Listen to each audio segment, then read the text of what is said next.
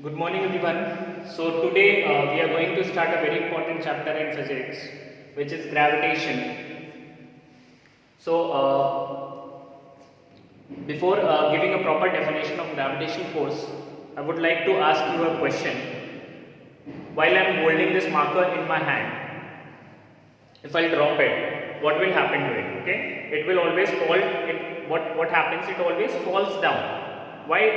The question comes that why it never goes up. Okay, so when we observe this, we conclude that there might be a force which is attracting it towards Earth. Okay, so that force is actually called the gravitational force. Now, next question is that whether this gravitational force acts between a body and the Earth only. The answer is no. Gravitational force is a universal force actually. Okay, gravitational force is a universal force.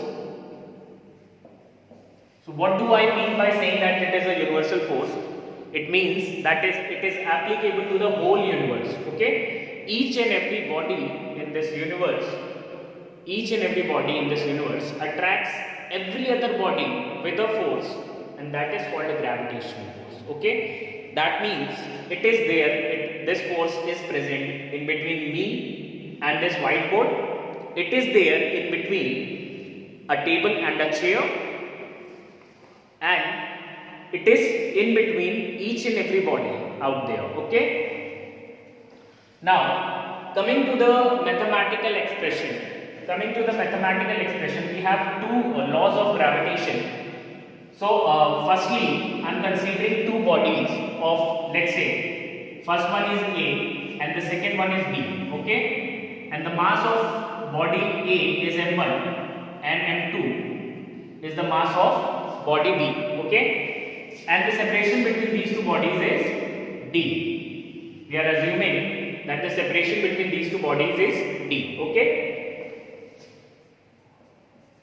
now the gravitational force between these two bodies is directly proportional to product of masses of the two bodies, that is m1 into m2. Okay, and second thing is that it is inversely proportional to square of distance between the two bodies. Okay, square of distance between the two bodies.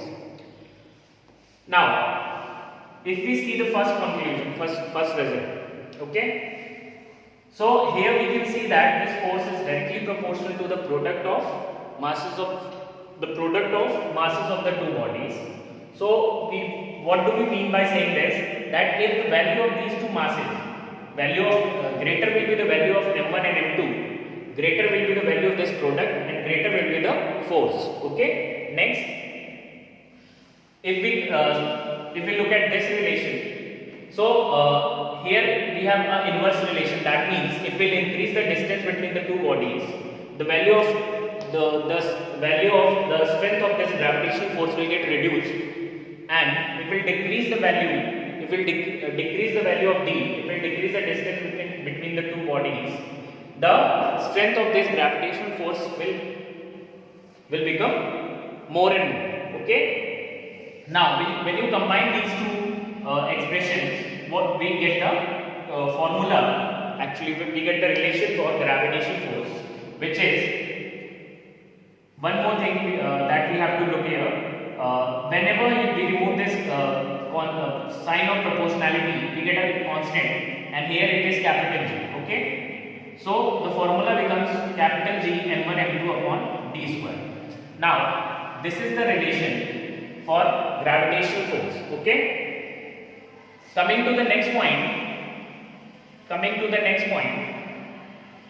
what is the value, what is this G? What is this G? So this G is called gravitational constant. This G is called gravitational constant. Okay. Now we can have a relation for capital G as well, and we'll find out the value. We'll find out the SI unit of capital G. Okay, and what is the value of gravitational constant that we use in numericals?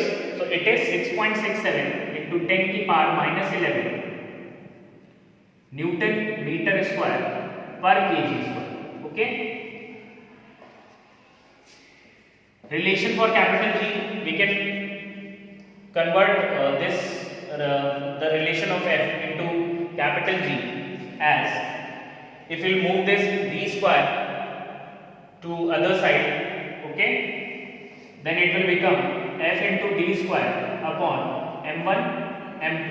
Okay, this will be the relation for capital G. And now coming to the SI unit, we know that the SI unit of force is Newton, d is distance, so it will be meter square, m1 and m2 kg square. Okay, so this is the unit of capital G. Got it?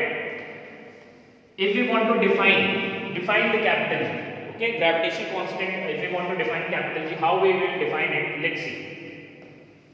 When you look at this relation, what will happen? Let's say if the value of m1, m2 and d, if the value of m1, m2 and d becomes 1, if we take the value of m1, m2 and d as 1, if m1, m2 is equal to 1 and d is also 1, then what will happen? This G and F will become equal or not? They will become equal. Okay, so we can say that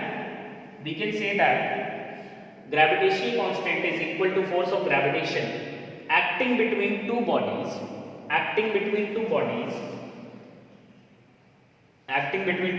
of unit masses and kept at unit distance apart. Okay, again I am repeating the definition, that gravitational constant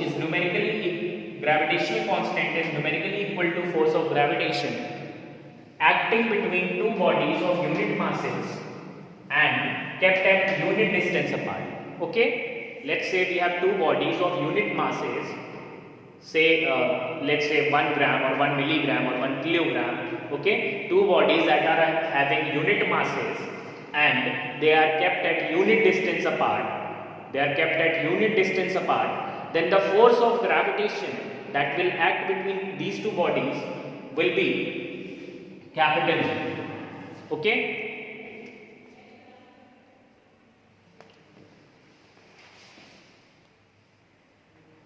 so that's all for today. We'll continue further topics in the next session.